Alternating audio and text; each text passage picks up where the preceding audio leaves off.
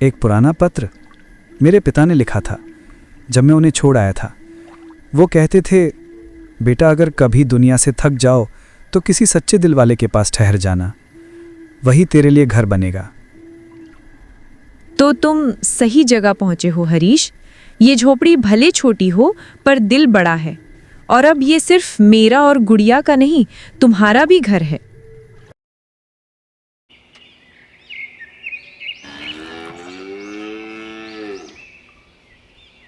इस जंगल के किनारे जहाँ सूरज की किरणें पेड़ों की फुनगियों से छनकर जमीन पर नाचती थीं, वहाँ एक छोटी सी झोपड़ी थी।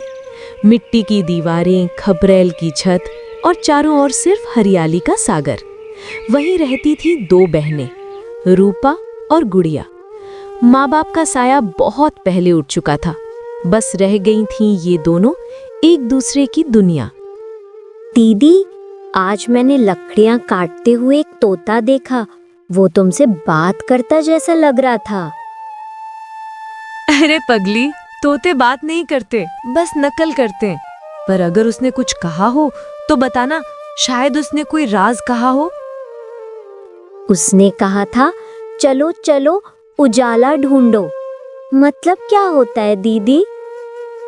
शायद इसका मतलब है कि हमें अंधेरे से डरना नहीं चाहिए। कभी कभी तो प्रकृति भी संदेश देती है, बस समझने वाला चाहिए। रूपा उम्र में 16 की थी, पर जिम्मेदारियां उसे 20 की बना चुकी थीं। गुड़िया बस 8 बरस की थी, भोली, नटखट, पर उसकी आंखों में किसी पुराने दर्द की झलक थी। दोनों दिन भर जंगल से लकड़ियां लातीं, कुएं से पानी भरतीं और शाम को चूल्हे की लौ के पास बैठकर कहानियां सुनातीं। गुड़िया, माँ कहा करती थी ना, जिस घर में प्यार बसता है वहां भगवान खुद आता है। हमारा घर छोटा सही, पर प्यार तो है ना इसमें। है ना दीदी? और भगवान भी, मैं रोज उससे बात करती हूँ। क्या कहती हो उससे? मैं कहती हूँ कि माँ पापा को सपना भेज देना, मैं उनसे बातें करना चाहती हूँ। रूपा ने बस गुड़िया को बाहों में भर लिया। कहने को तो वो मजबूत थी, पर हर रात जब गुड़िया सो जाती तो रूपा की आंखों से आंसू टपकते। कभी माँ का चेहरा याद आता, कभी पिता की हंसी। अचानक बाहर से पैरों में कुछ हलचल होती है। दीदी, ये क्या आवाज है? शायद कोई हिरन या सियार होगा। डरो मत, ये जंगल है, यहाँ पेड़ भी बातें करते हैं। झोपड़ी के पास पुराना नीम का पेड़ था, वही उनका पहरेदार। हर आंधी, हर तूफान में वो झुककर झोपड़ी को बचा लेता। रूपा उसे नीम दादा कहती थी। नीम दादा, आज फिर हवा तेज है, देखना हमारी झोपड़ी सलामत रहे। दीदी, नीम दादा हमें सुन रहे हैं क्या? सुन रहे हैं गुड़िया, पेड़ भी तो जीव होते हैं। माँ कहती थी, जो पेड़ से प्यार करता है वो कभी अकेला नहीं रहता। दिन गुजरते रहे, कभी बादल घिरते, कभी धूप उतरती। रूपा ने गांव के रास्ते तक जाना छोड़ दिया था। लोग अब अजनबी लगते थे और शहर की बातें बहुत दूर की। बस जंगल, झोंपड़ी और गुड़िया ही उसकी दुनिया थी। दीदी, तुम कभी सोचती हो कि अगर माँ पापा होते तो हम कहाँ रहते? शायद शहर में, पर पता है, मुझे लगता है माँ को ये जंगल ही पसंद था। यहाँ शांति है, सच्चाई है, लोगों की तरह छल नहीं। तो हम हमेशा यहीं रहेंगे ना? हाँ, जब तक नीम दादा का साया हमारे ऊपर है। रात गहराने लगी थी। आसमान में तारे ऐसे चमक रहे थे जैसे किसी ने नीली चादर पर चांदी के दाने बिखेर दिए हों। गुड़िया उनींदी होकर रूपा की गोद में सिर रख लेती है। दीदी, अगर कभी मैं सपनों में माँ से मिलूं तो क्या कहूँ? कहना, हम ठीक है माँ, और ये भी कहना कि तुम चिंता मत करना, रूपा अब बड़ी हो गई है। उस रात नीम दादा की शाखाएं हवा में झूमती रहीं। जंगल जैसे खुद ललबाए गा रहा था। पर दूर, बहुत दूर, कोई अनजान आंखें उस झोंपड़ी को देख रही थीं। किसकी थी वो निगाहें? कौन था वो जो रात के अंधेरे में खड़ा था? ये रहस्य अगले सवेरे खुलने वाला था।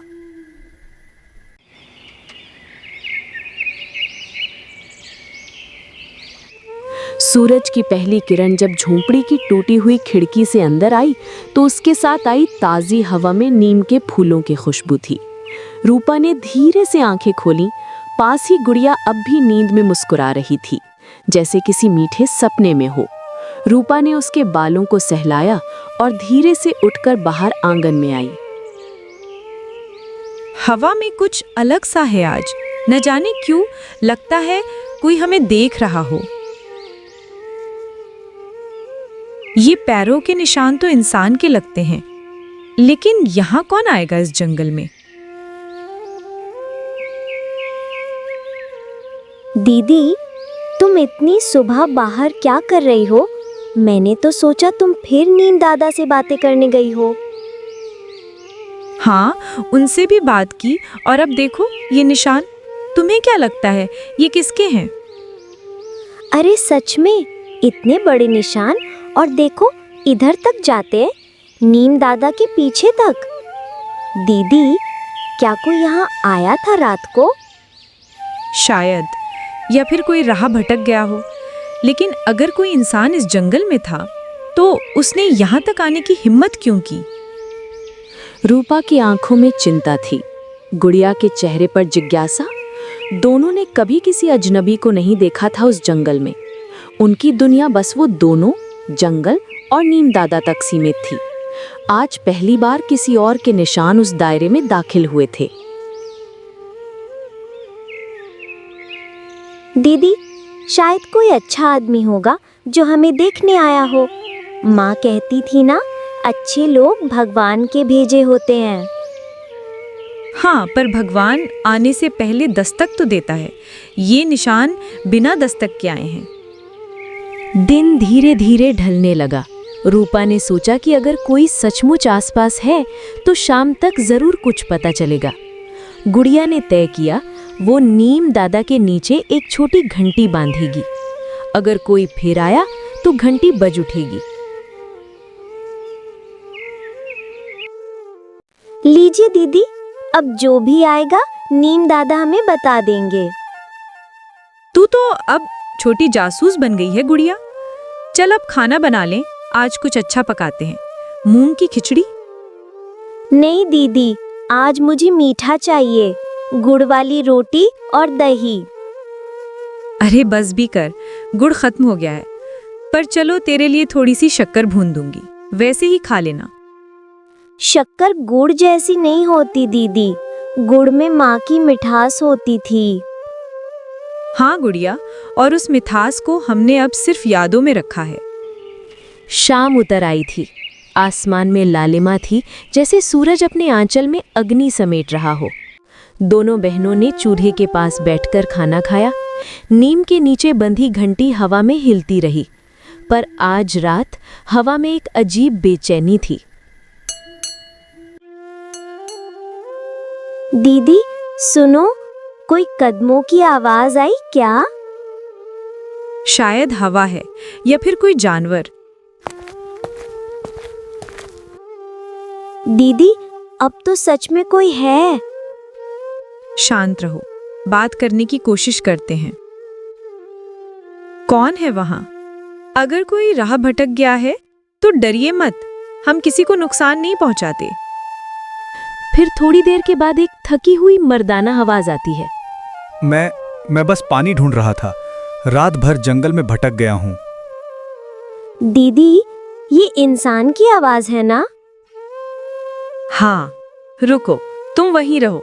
यहाँ एक कुआं है, मैं लोटा रख देती हूँ, तुम पानी ले लेना। रूपा कुएं के पास लोटा रखती है, फिर झोपड़ी की दहलीज पर खड़ी हो जाती है। चांदनी में एक दुबला पतला आदमी धीरे धीरे झाड़ियों से बाहर आता है। उसके कपड़े फटे हैं, चेहरा थका हुआ, पर आंखों में कुछ अजीब चमक।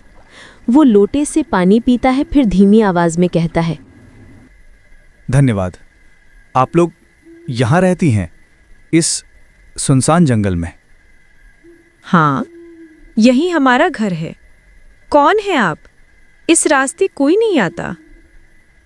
नाम है हरीश। पहले गांव की तरफ काम करता था, लकड़हारे के साथ। कल रात रास्ता भटक गया, सोचा सुबह तक यहीं ठहरूं। गुड़िया धीरे धीरे बाहर झांकती है। दीदी, ये तो अच्छा आदमी लगता है। पता नहीं, अभी कुछ कहना मुश्किल है। रूपा ने अजनबी को कुछ देर बाहर ही रुकने को कहा। वो झोपड़ी के अंदर आई, गुड़िया को पास बिठाया। गुड़िया, रात है और ये आदमी हमें नहीं जानता। हम एहतियात रखेंगे। तू अंदर ही रहना जब तक मैं कहूँ। पर दीदी, अगर वो सच में प्यासा और थका हुआ है तो उसे खाना क्यों न दे दे? माँ कहती थी भूखे को खाना खिलाने से पाप कटता है। ठीक है, मैं उसे कुछ दे देती हूँ। रूपा थाली में रोटियां और थोड़ा गुड़ रखती है, बाहर जाती है। लो, ये खा लो, फिर सुबह होते ही गांव की राह पकड़ लेना। आप दोनों का बड़ा उपकार होगा। मैं किसी का बुरा नहीं चाहता, बस थक गया था। कभी कभी आदमी अपने ही रास्ते से डर जाता है।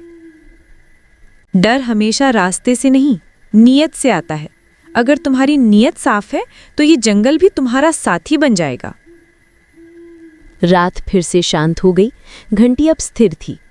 रूपा ने दरवाजा अंदर से बंद किया और गुड़िया को पास सुला लिया। पर उसके दिल में एक सवाल गूंजता रहा।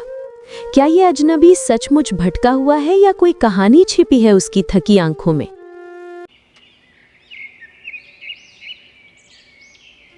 रात बीत चुकी थी। झोपड़ी की छत पर ओस की नमी थी, हवा में हल्की ठंडक। रूपा ने चूल्हे में लकड़ी डाली और सुलगती आग के साथ उसकी चिंता भी जाग उठी। गुड़िया अब भी नींद में थी, पर बाहर नीम दादा के नीचे कोई हल्की हलचल थी। लकड़ी की चरमराहट, फिर धीरे धीरे कदमों की आवाज। रूपा सतर्क होकर पूछती है, कौन है वहां? मैं हूं हरीश। डरिए मत। मैंने सोचा जाने से पहले आपसे धन्यवाद कह दूं। रात बहुत ठंडी थी। उम्मीद है आपने नीम दादा की छांव में चैन से नींद ली होगी। नीम दादा? आप पेड़ को दादा कहती हैं? हाँ, वो हमें संभालते हैं, जैसे बड़े लोग छोटे को। कई बार तूफान में जब छत उड़ने लगती है तो वही हमारी ढाल बनते हैं। आप दोनों का जीवन कुछ अलग है। इस जंगल में रहना, बिना किसी का सहारा, बिना डर, कैसे संभव है? डर तो अब आदत बन गया है हरीश। कभी अकेलेपन से डर लगा तो एक दूसरे का हाथ पकड़ लिया। कभी भूख लगी तो जंगल के फलों से काम चला लिया। डर खत्म नहीं होता, लेकिन जीना सीख लेते हैं। आप दोनों बहनें कब से यहाँ हैं? 3 साल हुए। माँ पिता का देहांत हुआ तो गांव वालों ने कहा शहर चले जाओ, वहां सहारा मिलेगा। पर मुझे लगा माँ की यादें इसी जंगल में हैं, तो हम यहीं रह गए। गुड़िया जागती है, आंखें मलते हुए। दीदी, सूरज निकल आया क्या? ओह, आप तो बात कर रही हैं। ये वही अंकल है ना जो कल रात आए थे? हाँ छोटी, मैं वही हूँ।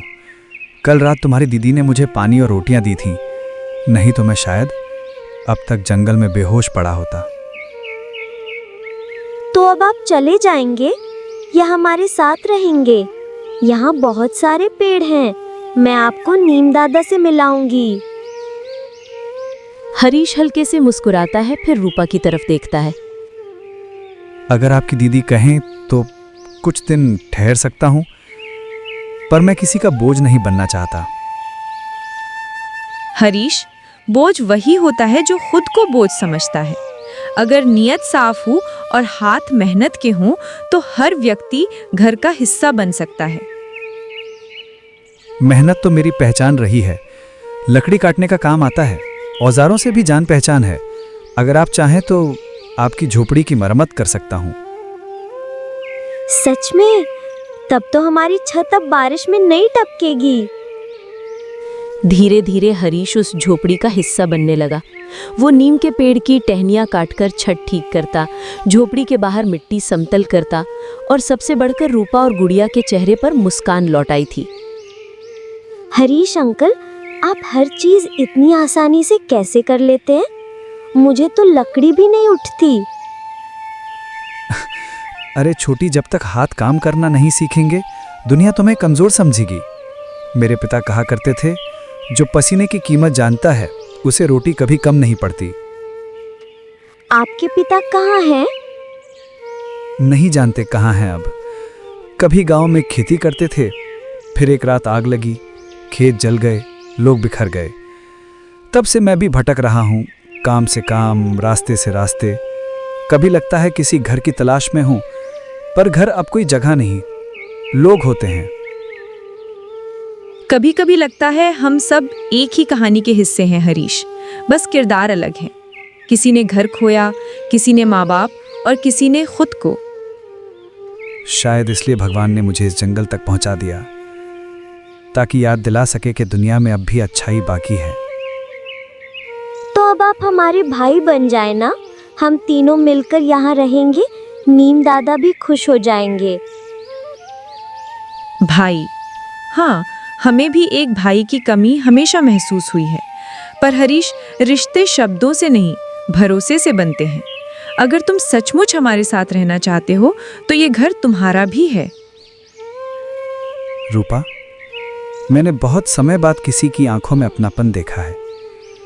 अगर मुझे यहाँ रहने दोगी तो मैं सिर्फ छत नहीं, तुम्हारे भरोसे को भी संभालूंगा। पर एक शाम जब सब कुछ शांत था, हरीश कुएं के पास बैठा किसी पुराने कागज को ताक रहा था। रूपा ने देखा उसकी आंखों में आंसू हैं। धीरे से रूपा पास आती है।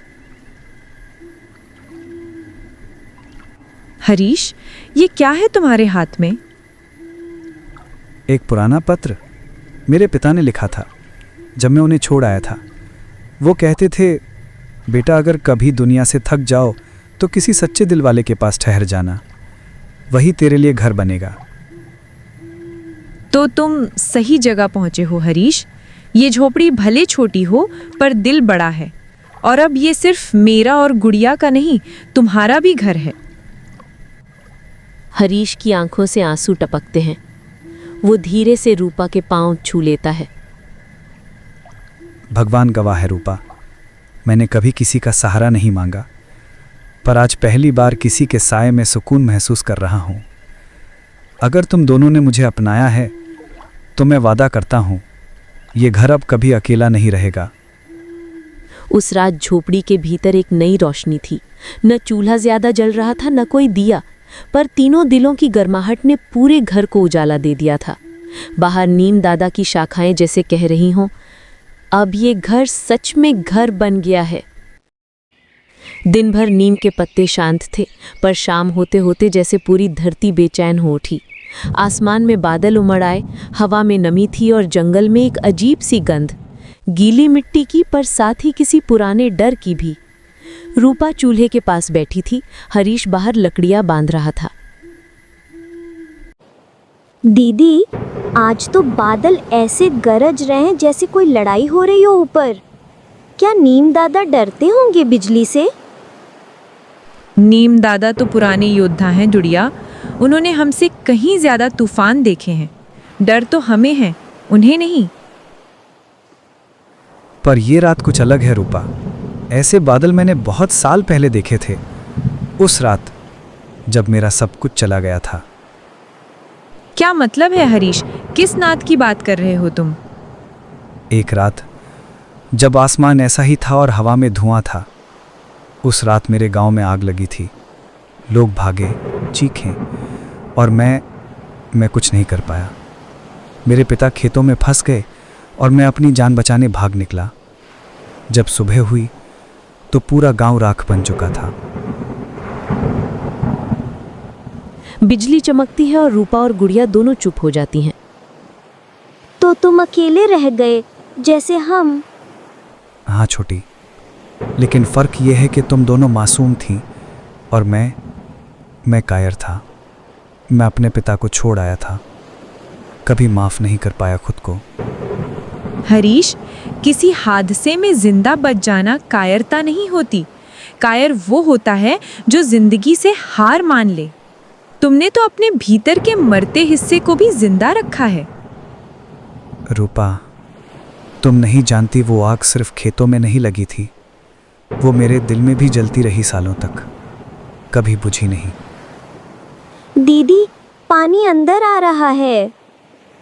हरीश, जल्दी वो कोना संभालो, छत टूट सकती है। बारिश जैसे आसमान से टूटकर बरस रही थी। हर बूंद किसी पुरानी याद की तरह गिर रही थी और झोपड़ी उस बारिश में जैसे 3 टूटी आत्माओं का घर बन गई थी, जो अब एक दूसरे के सहारे खड़ी थीं। दीदी, अगर माँ होती तो वो भी हमें ऐसे ही बचाती ना? हाँ गुड़िया, माँ शायद अब नीम दादा की शाखाओं में रहती हैं। हर बार जब हवा चलती है मैं महसूस करती हूँ वो हमारे पास हैं। थोड़ी देर बाद बारिश थोड़ी थमती है। हरीश चुपचाप ये सुनता है। उसकी आंखें भर आती हैं। रूपा, तुम में अजीब सी ताकत है। तुम डरती नहीं, टूटती नहीं, बस थामे रहती हो सबको। कभी कभी सोचता हूँ अगर मेरी माँ जिंदा होती तो शायद वो तुम्हारी जैसी होती। और मैं सोचती हूँ अगर मेरा भाई होता तो शायद तुम्हारी तरह होता, शांत पर अंदर से टूटा हुआ, पर सच्चा।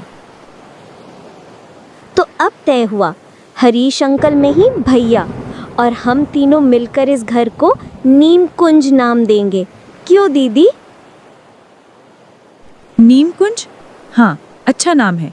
कड़वा पेड़ पर साया मीठा, जैसे जिंदगी जो चाहे कड़वी हो पर प्यार उसे मीठा बना देता है।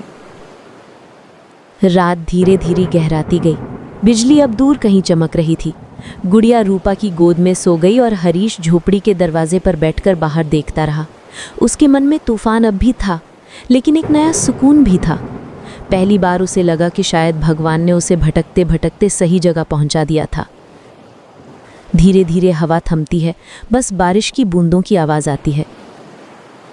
हरीश, अगर कभी तू फिर चला गया तो हम फिर अकेले रह जाएंगे। नहीं रूपा, अब नहीं जाऊंगा। ये जंगल, ये झोपड़ी, तुम दोनों, यही मेरा घर है। पर एक बात सच बताऊं? क्या?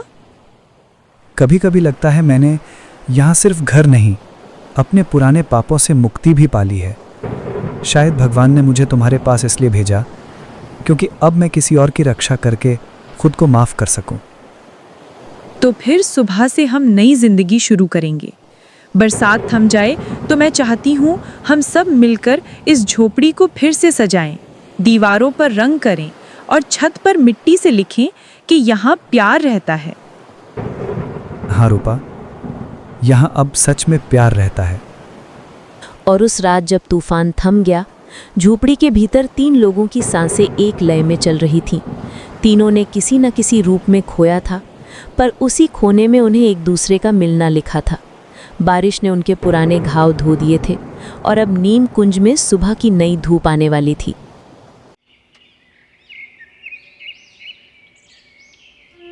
बरसात की लंबी रात अब गुजर चुकी थी। सूरज की किरणें पेड़ों के बीच से झर रही थी, जैसे किसी ने सोने की डोरियां हवा में लटका दी हों।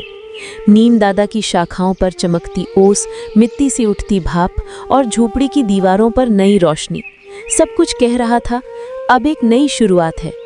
गुड़िया खिड़की से बाहर देखती है। दीदी देखो, सूरज तो जैसे मुस्कुरा रहा है। नीम दादा भी अब भीग नहीं रहे। लगता है अब सब ठीक हो जाएगा। हाँ गुड़िया, बरसात ने सारी धूल धो दी है। अब हमें भी अपने घर को संवारना होगा। हरीश, आज दीवारें पुताई जाएंगी, गुड़िया फूल चुनेगी और तुम छत पर धूप सुखाओगे। हुजूर, आदेश मिला, पालन होगा। बस एक बात कहूं, इस घर को जो सच्चा रंग देगा वो दीवार का नहीं, तुम्हारे चेहरे का उजाला है रूपा। अब मीठी बातें मत बनाओ हरीश, काम बहुत है। आज हमारी झोपड़ी को नया रूप मिलेगा। माँ को अच्छा लगेगा वहां ऊपर से देखकर। वो तीनों मिलकर काम में लग जाते हैं। मिट्टी गूंथने, दीवारें लीपने, फूल सजाने की आवाज़ें आती हैं। दिन भर वे हंसी खुशी में लगे रहे। गुड़िया मिट्टी में रंग मिलाती रही, हरीश बांस की छड़ें बांधता रहा और रूपा दीवारों पर सफ़ेद मिट्टी से एक सूरज बना रही थी, जो उनके नए जीवन का प्रतीक बन गया था। दीदी, मैंने दीवार पर माँ और पापा की तस्वीर जैसी बना दी है। देखो ना, माँ की आंखें बिल्कुल तुम्हारी जैसी बनी हैं। सच गुड़िया, शायद इसलिए लोग कहते हैं जो हमें छोड़ जाते हैं वो चेहरे नहीं, निशान छोड़ जाते हैं। हरीश पास आकर रुकता है। रूपा, तुमने कहा था ना कि इस झोपड़ी पर मिट्टी से लिखेंगे यहाँ प्यार रहता है। चलो आज वही करते हैं। अब ये घर पूरा हो गया। अब कोई डर नहीं, कोई आंसू नहीं। गुड़िया की बात सुनकर रूपा ने आसमान की ओर देखा। उसके होठों पर हल्की मुस्कान थी, लेकिन दिल के किसी कोने में एक अनजाना डर अब भी था, क्योंकि शांति के बाद अक्सर तूफान लौटते हैं। रूपा, मैं पानी भर लाऊंगा, तुम अंदर जाके कुछ खा लो। सुबह से काम कर रही हो। तुम्हें तो कभी थकान होती ही नहीं हरीश। ऐसा लगता है जैसे तुम्हारे पास कोई अदृश्य शक्ति हो जो तुम्हें चलाती हो। शायद इसलिए क्योंकि अब मैं अकेला नहीं हूँ। जब इंसान को अपना मिल जाए तो थकान भी इबादत लगने लगती है। कुछ देर बाद बाहर से किसी की आवाज आती है, भारी और थकी हुई। अरे ओ हरीश, हरीश तू यहाँ क्या कर रहा है रे? कौन कौन है वहाँ? हरीश का चेहरा अचानक सफेद पड़ जाता है। हाथ में पकड़ा लोटा गिर जाता है। झाड़ियों के पीछे से दो आदमी निकलते हैं, मैले कपड़े पर आंखों में पहचान। हम हैं गणपत और मोहन। तेरा पीछा करते करते यहाँ तक आ गए। सोचा तू बच निकलेगा। गांव में सब लोग तेरा नाम ले लेकर पूछ रहे हैं हरीश।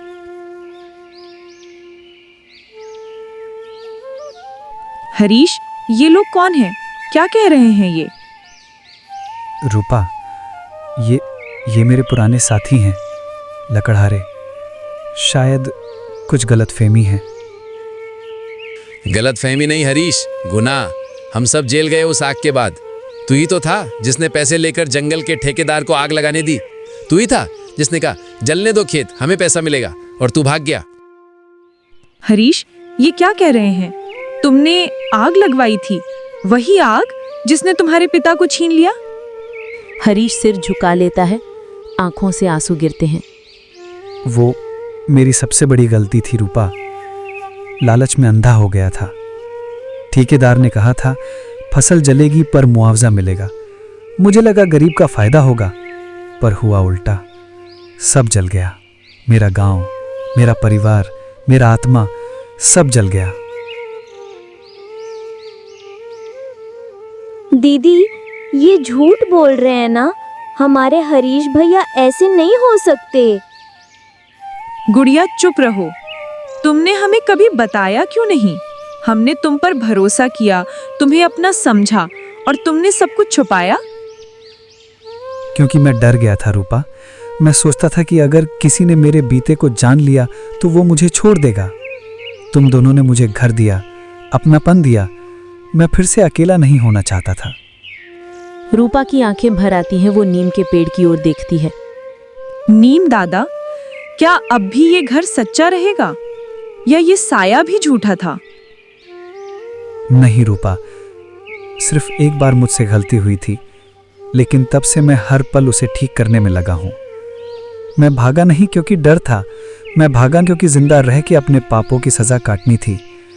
और जब तुम दोनों मिली तो मुझे लगा भगवान ने मुझे दूसरा मौका दिया है।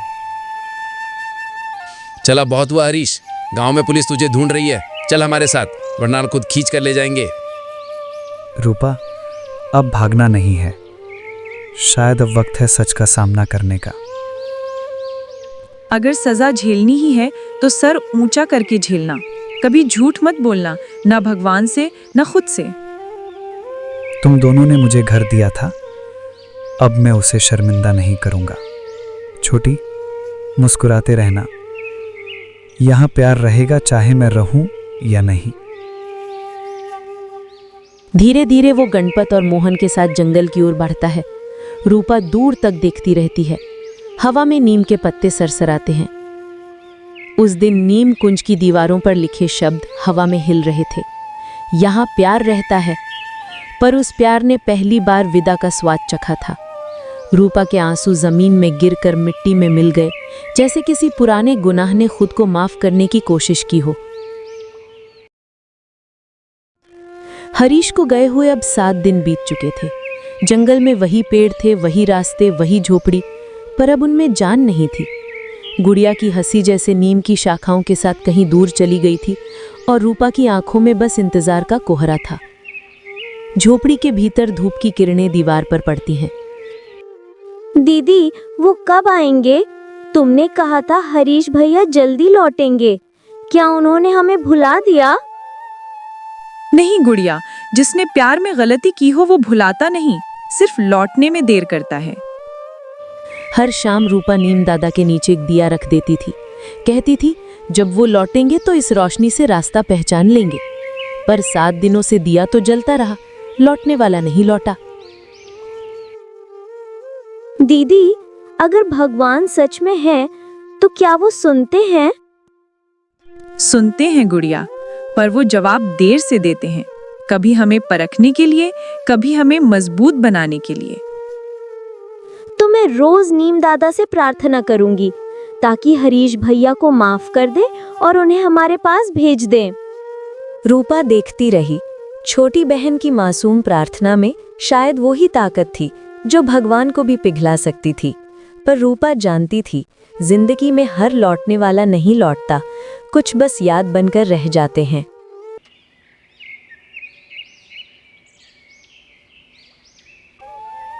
सुबह की हवा में पत्तों की खनक, पक्षियों की चहचहाहट। दीदी देखो, डाकिया बाबा आ रहे हैं। शायद कोई चिट्ठी लाए हैं।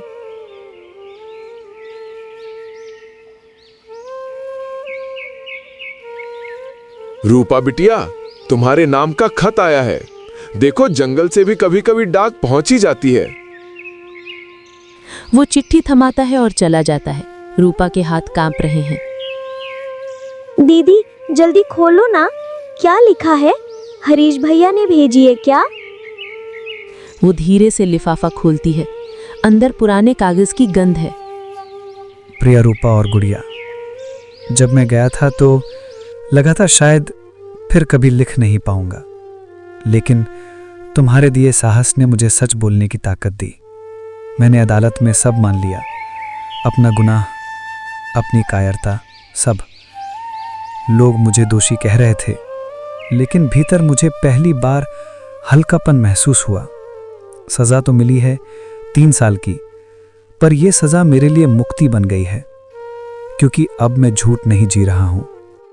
तुमने कहा था अगर सजा झेलनी ही है तो सर ऊंचा करके झेलना, बस वही कर रहा हूं। और गुड़िया, तू मत रोना छोटी, मैं लौटूंगा। जब बारिश फिर आएगी, जब नीम दादा की शाखाओं पर नई कोपलें फूटेंगी, तब मैं फिर उसी रास्ते से आऊंगा जहां तुम दोनों ने दिया रखा था। तुम्हारा हरीश। रूपा चुपचाप बैठी रहती है। पत्र हाथ में है, आंखें नम हैं। दीदी, भैया ने लिखा ना, वो लौटेंगे ना? हाँ गुड़िया, वो लौटेंगे, और इस बार अपने सच्चे रूप में। वो चिट्ठी मोड़कर नीम बादा के नीचे रख देती है। अब ये घर इंतजार नहीं करेगा, बस उम्मीद रखेगा। उस दिन से नीम कुंज की दीवारों पर एक नया वाक्य लिखा गया। रूपा ने दीवार पर मिट्टी से लिखा था, यहाँ प्यार इंतजार करता है।